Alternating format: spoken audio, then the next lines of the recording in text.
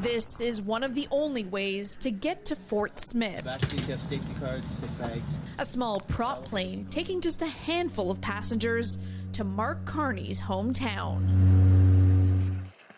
With 2,300 residents and 4 languages, it's the first time a Canadian Prime Minister has come from the Northwest Territories. He, at least, giving identity to Fort Smith as his hometown, maybe it'll bring it back to maybe some of the concerns that we have. That includes at the very school where Carney's father was principal. You go down south and there's brand new schools every day getting built, and we're stuck here in a dilapidated school. Carney left Fort Smith when he was young, just 6 years old, and he often speaks more about his life in England than in Canada's north. But just 4 days after being sworn in, he made a stop in Iqaluit, a shred of hope to some who feel forgotten by the federal government. Maybe he'll help us out.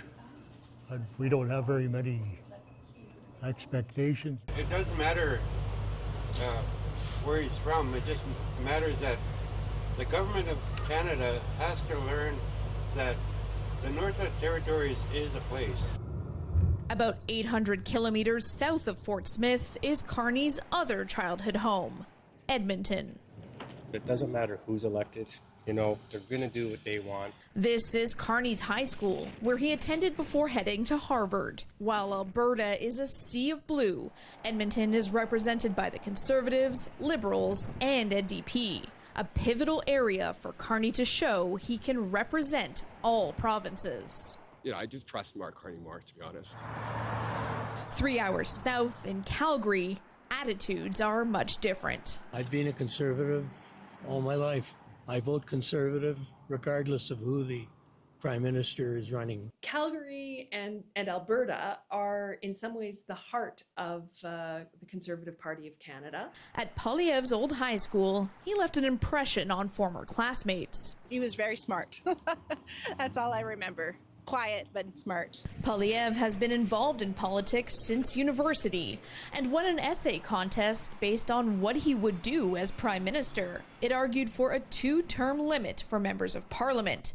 First house, first lawn sign.